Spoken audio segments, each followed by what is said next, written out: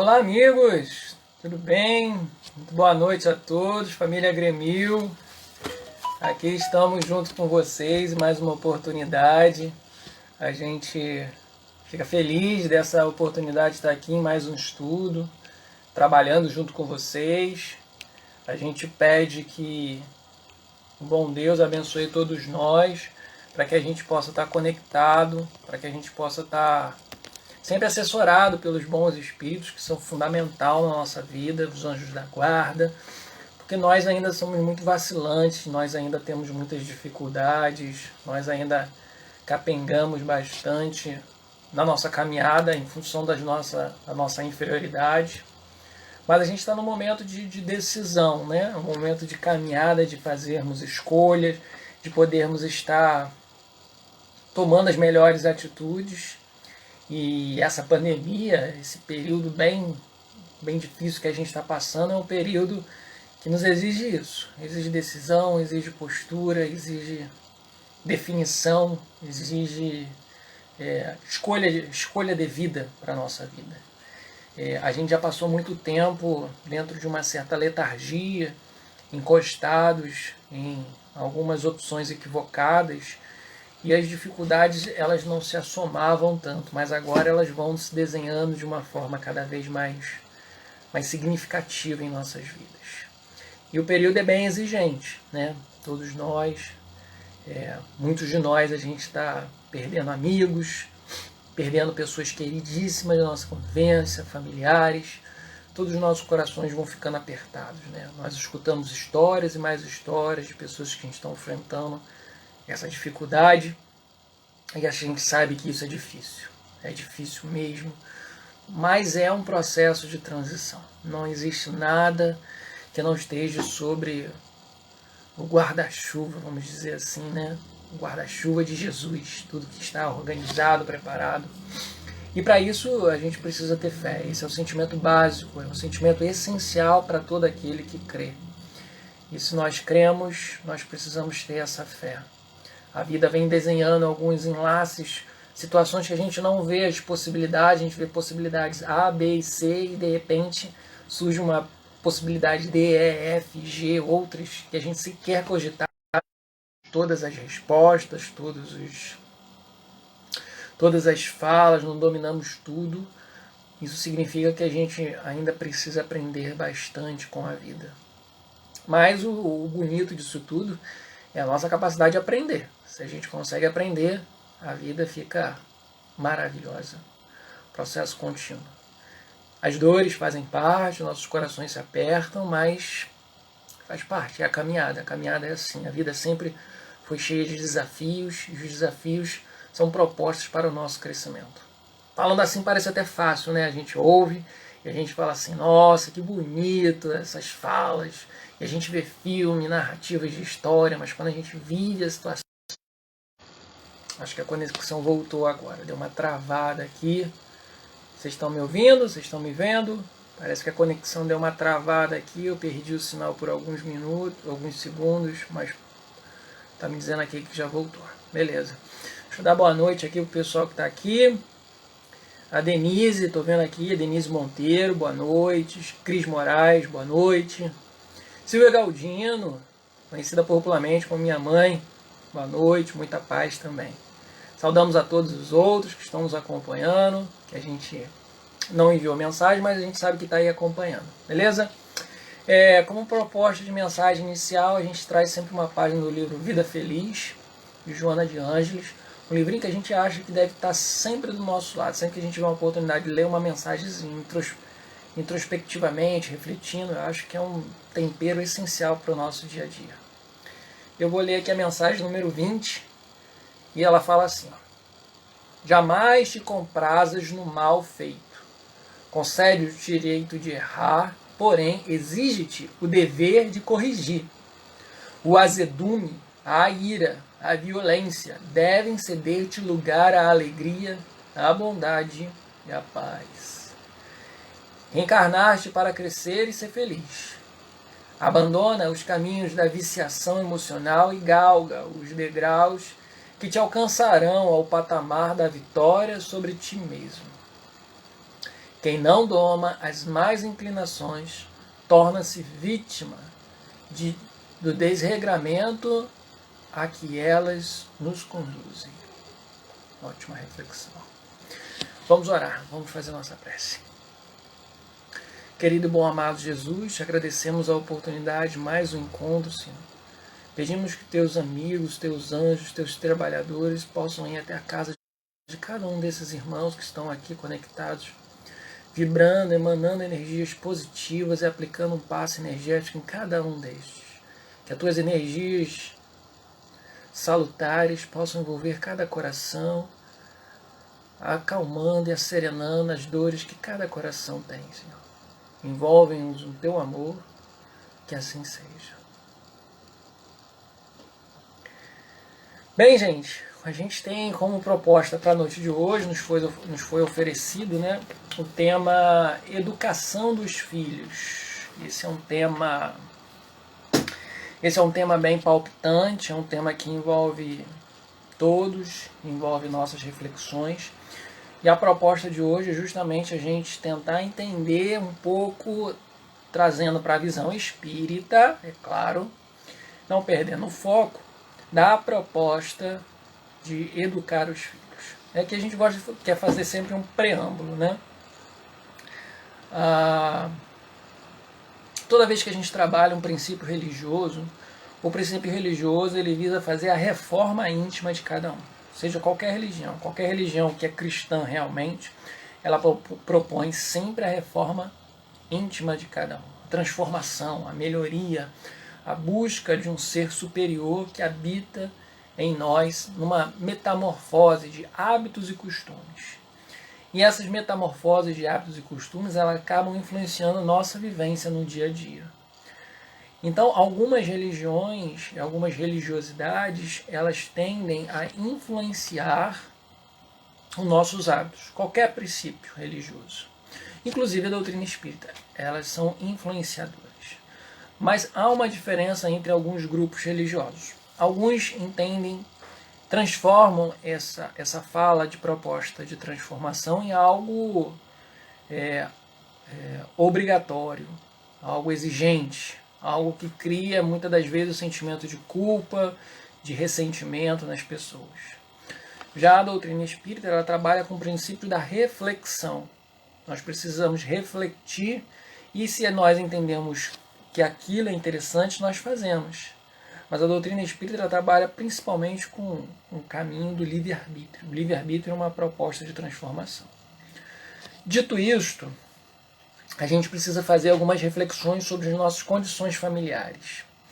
Toda vez que a gente aborda um tema que envolve pais e filhos, diretamente nós estamos falando sobre o conteúdo familiar. A família, ela é, segundo a fala da benfeitora Joana de Ângeles, que está aqui no nosso estudo de hoje, a gente tirou base num livro dela, que a gente apresenta para vocês daqui a pouquinho, a família é a célula máter da sociedade. Então, se nós queremos saber a quanto anda a família, nós podemos observar muito bem a sociedade. Se a gente olha para a sociedade e diz que a sociedade, abre aspas, está perdida, a sociedade não tem jeito, que a sociedade é fadada ao fracasso, à destruição, quando nós falamos isso da sociedade, a gente está falando da família. Porque o que compõe a sociedade são as pessoas, e as pessoas nascem nos seus seios familiares. E elas só externam, só vivenciam aquilo que elas conseguem desenvolver no seio familiar. É muito difícil um responsável, aquele que cria uma criança, conseguir afirmar que fez um mau serviço na criação, ou fazer algumas reflexões falando que errou na criação. É muito comum nós fazermos algumas reflexões afirmando que os nossos filhos eram difíceis, que os nossos filhos tinham dificuldades, que os nossos filhos nunca ouviram os nossos conselhos, que os nossos filhos. Mas a gente precisa entender que nós, pais, aí eu estou puxando para um lado da balança, nós, pais, temos a responsabilidade e o compromisso de fazermos a transmissão correta ou a melhor dos valores que a gente pode querer na nossa sociedade. Então a gente precisa fazer uma reflexão bem séria sobre isso. Todos nós que temos um tutelado, uma criança, um jovem, um sobrinho, um neto sobre as nossas guardas, ou que nós podemos influenciar, nós temos parcela de responsabilidade sobre o futuro dessa criança. É claro que é muito comum, a gente vai falar um pouco sobre isso daqui a pouco, a personalidade, o que o espírito traz na sua bagagem. Mas isso só se desenvolve, começa a se desenvolver a partir dos 7 anos. E a emancipação legal, de acordo com a nossa sociedade, é só a partir dos 18. Então aí a gente tem aí muito tempo para poder insuflar na criança os melhores hábitos e costumes. Isso de cara tem que ficar claro para a gente.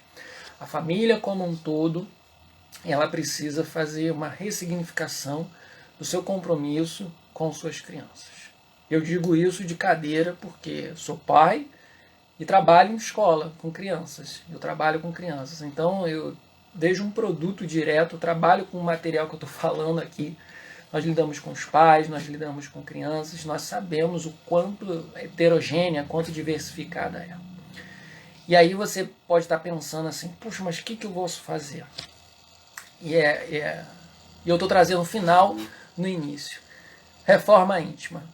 Ponto central é o indivíduo. Quando eu busco a minha transformação, eu produzo uma vivência melhor, consequentemente minha relação com os filhos são melhores. Mas vamos ver como a gente pode desenvolver isso? Vamos refletir juntos sobre isso? Vamos lá. A primeira condição que a gente tem que fazer aqui, algumas reflexões iniciais, é distinguir a paternidade e a maternidade de progenitura. Maternidade e paternidade são condições afetivas. É o zelo, é o cuidado, é o desempenho do papel, é o desempenho do papel de pai e de mãe e responsável pelaquela criança. E quando eu estou falando de desempenhar papel, eu estou falando que isso é diferente da progenitura. Progenitura é aquele que gerou, é aquele que cedeu o esperma, é aquela que cedeu o óvulo, que ao se juntar gerou uma vida. Esses dois são os progenitores.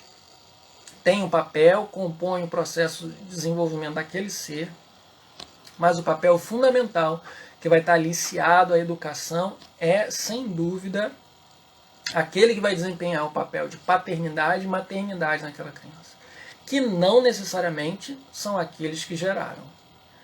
Tradicionalmente tende a ser, mas na sociedade complexa que nós vivemos, é muito comum vermos casos de avós desempenhando o papel de maternidade, avós de paternidade, tios, irmão mais velho. Existe uma mescla muito grande de pessoas desenvolvendo esse papel de paternidade e de maternidade. E quando todo o momento que nós falarmos aqui de pais, de mães, de responsáveis, nós vamos estar falando daquele que desenvolve o papel de paternidade e maternidade. É aquele que está zelando pelo compromisso. É aquele que está sendo o agente da transmissão dos valores. É esse aí que a gente vai estar falando hoje. Beleza? Isso precisa ficar claro no nosso início. Então eu espero que vocês tenham entendido.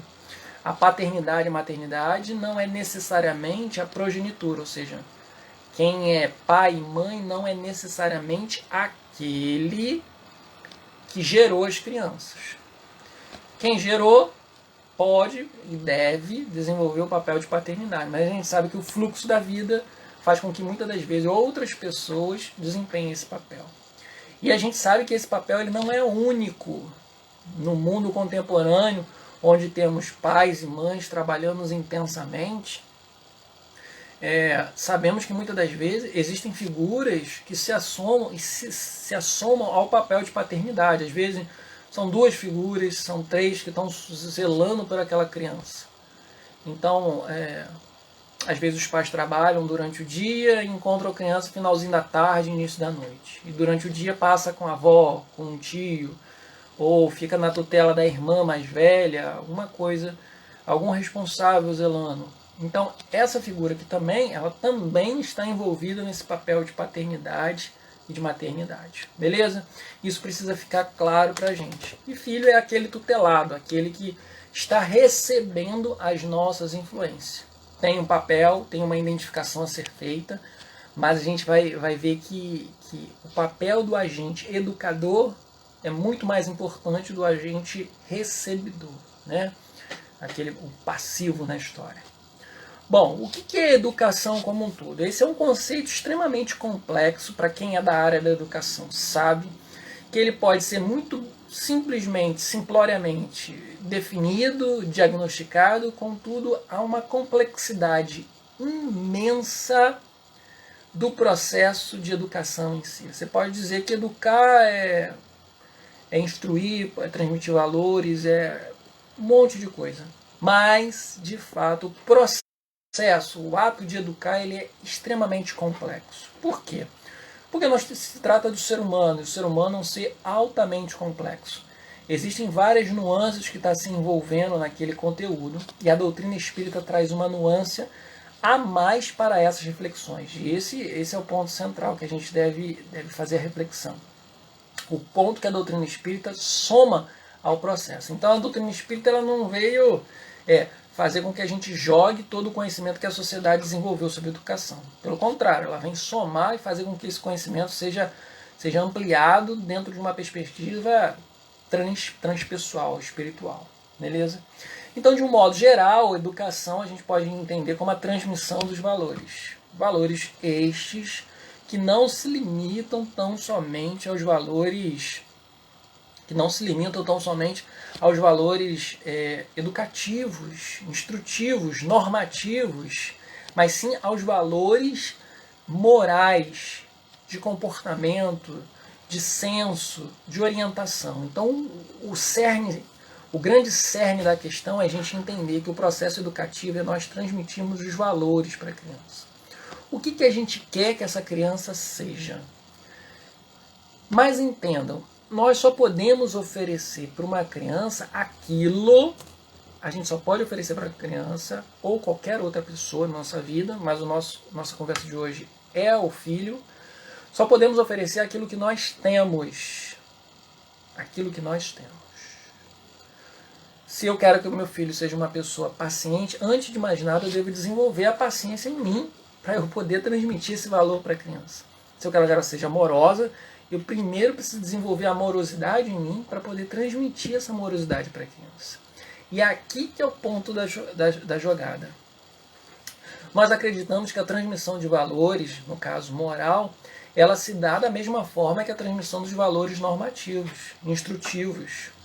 Eu posso chegar na escola e transmitir os valores, ensinar o que é a crosta da Terra, eu posso falar sobre dinâmicas climáticas, eu posso falar sobre aritmética, posso falar sobre a equação do segundo grau, eu posso falar sobre renascimento.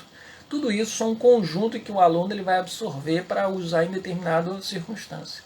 Contudo, o valor moral ele usa constantemente e muitas das vezes não se percebe. Quando a criança ela acha alguma coisa no chão, ela vê alguém deixar cair alguma coisa no chão e tem um ímpeto de pegar aquilo e devolver para a pessoa, isso é um hábito moral desenvolvido. Pode ser inato ou como pode ser desenvolvido na vida. Então a gente precisa entender que a transmissão de valor, a educação é uma transmissão de valor. Entendam, transmissão. Eu tenho e passo, e eu só consigo educar nos valores morais se eu consigo desenvolver isso comigo. Eu preciso fazer essa transformação. É muito difícil, nós queremos romper, a seguir a ideologia do faça o que eu digo, mas não faça o que eu faço. Isso é um dos equívocos maiores que pode existir no processo educativo. O devido processo é aquele em que nós conseguimos, se a gente identifica esse processo, a gente consegue transmitir esse valor. E todos já devem ter ouvido uma história de um ser luminoso, que a sua própria vida já é um discurso à felicidade, à promoção espiritual, que é Gandhi.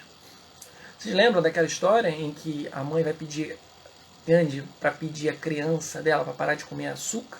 E ele manda voltar daqui uma semana? E por que ele manda voltar daqui uma semana?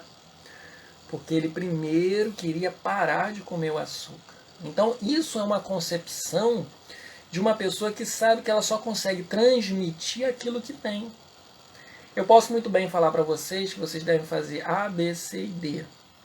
Mas eu só vou conseguir transmitir isso para você, eu posso estar informando, mas eu só vou conseguir transmitir se eu conseguir vivenciar isso. Porque as minhas atitudes, a minha vivência, ela vai dar essa informação para a criança. E isso é fundamental. Esse é o ponto central. Porque quando nós fazemos a transmissão de valores, e agora a ideia de valor ela se expande, né, sai dos valores morais como um valor social, nós estamos cumprindo um papel social. O papel social é da vivência aqui mesmo. O papel social é transmitir valores, transmitir a nossa língua, transmitir os nossos hábitos, costumes, nossos gostos, nosso modo de viver. Quando nós transmitimos isso, nós transmitimos a nossa cultura e fazemos com que a nossa sociedade perpetue. Um dia nós desencarnaremos, mas deixaremos aqueles que nós instruímos aqui, num fluxo comum da vida, vamos colocar assim. Mas o fundamental é nós entendermos que essa transmissão de valor, ela faz uma ressignificação da vida. E como que a visão espírita, além desses esclarecimentos aqui que a gente já pontuou, como que a doutrina espírita ela vai travar essa relação? A gente precisa entender qual é o papel essencial da família. E o papel essencial da família vai fazer uma significativa diferente. Olha, na pergunta 775 do Livro dos Espíritos, Kardec vai perguntar sobre os laços familiares, né? O que seria a dissolução dos laços familiares? Os espíritos vão responder para ele que seria um recrudescimento ao egoísmo. Recrudescer significa, de um modo geral, significa a intensificação. Então, a quebra dos laços familiares, ela significaria uma intensificação do egoísmo, da individualidade. Entendido isso? Na pergunta 785, Kardec vai perguntar qual é o obstáculo para o progresso. E no texto, o texto inicia com uma frase bem curta e direta: o orgulho e o egoísmo. Então, a gente conclui que o Livro dos Espíritos está nos informando que a vivência em família é a proposta para o nosso crescimento. É a proposta, viver em família, por mais difícil que seja, ela é a nossa proposta de crescimento. Por quê? Fugirmos, quebrarmos os laços familiares, intensifica o nosso egoísmo. E o egoísmo é âncora, é bigorna sobre nossas costas, sobre o nosso progresso. Então a gente só consegue, uma das melhores formas de progredirmos é vivenciarmos os laços de família. E aí a gente vai começar a pensar, né? Quando a gente fala isso, a primeira coisa é que a gente começa a pensar em fulaninho, em ciclano, em beltrano, e a gente fala assim, caramba, mas fulano é difícil de lidar, fulano é uma pessoa geniosa, fulano tem crise, fulano tem essas dificuldades. Quando nós pensamos nesse contexto, a gente não pode fugir que a doutrina espírita acrescenta nesse seu conjunto informativo sobre a vivência espiritual o quesito da reencarnação. E aí o Evangelho segundo o Espiritismo, no capítulo 14, no item 8, vai falar sobre a parentela espiritual e material. A parentela física e espiritual, né? E ele vai falar justamente que esses laços que nós produzimos, eles são frutos de entrelaçamentos espirituais. E aí a família, a vivência familiar, ela pode ser um lenitivo, eu encontro um ser afim, amigável, como também a vivência familiar ela pode ser uma provação, porque eu encontro um desafeto. E a melhor forma de eu acabar com esse desafeto é vivendo intensamente ali, no vínculo consanguíneo, que é a parentela física. Então todo esse contexto ele nos enseja a refletir sobre a nossa condição, das nossas relações familiares. Porque não tem como nós educarmos os nossos filhos se nós não estabelecemos uma relação saudável no ambiente do lar, no ambiente doméstico, na vivência com as nossas parentelas. Quando estabelecemos uma relação belicosa, de conflito, de divergência, de acusações, de calúnia, nós estamos estabelecendo uma relação, uma produção de um ser, de um cidadão universal que vai estar envolvido por esse emaranhado. Por exemplo, se você conversar com um psicólogo, um terapeuta, com um estudioso do comportamento humano, boa parte das nossas dificuldades, boa parte das nossas estruturas, nossos quadros de adulto, ele tem como base uma construção feita no nosso período de infância. Boa parte vem daí. É claro que existem alguns elementos que a doutrina espírita esclarece que são traços que trazemos da nossa personalidade, dos nossos traços de personalidade de vidas passadas. Mas a gente sabe muito bem que o elemento educação, ele é modelador, ele é fundamental para a transformação do espírito. Do contrário, o espírito nasceria já adulto. O processo de infância, já perceberam que é um processo longo? Se nós compararmos, por exemplo, com o reino animal, a gente vai ver que as espécies animais, a maioria delas já nasce dentro de um processo de independência. Algumas horas, alguns dias ou algumas semanas, a prole já está independente, já está vivendo por si só. Agora, a infância infantil, a infância humana ela é extremamente dependente. Já viram? Bebezinho nasce, fica anos e mais anos dependendo dos pais para dar comida, para dar banho, para trocar roupa, para fazer isso. Anos e mais anos, são 10, 15 anos ali, ó, só no processo de desenvolvimento. A gente não está falando nem de convivência, dependência para o seu desenvolvimento. Então, esse processo, ele por si só já mostra que há uma intensidade nessa ligação. E é nesse período, por isso que a gente passa anos num estado infantil, para que a gente possa absorver os novos conteúdos. Os pais precisam tomar a dianteira das suas responsabilidades e impor as melhores qualidades. Propor as melhores qualidades. Mas, Rafael, qual é a melhor qualidade? O que eu posso melhor transmitir ao seu filho? Primeiro tem que se instruir, tem que buscar o conhecimento. Preciso diagnosticar quais são os melhores comportamentos. Preciso fazer a minha transformação, para que aí sim eu possa fazer transmissão de valor. Na psicologia profunda, já caminhando para o nosso final, né? Joana de Anjos, nessa obra maravilhosa aqui, ó, SOS Família, a gente recomenda a leitura para todos.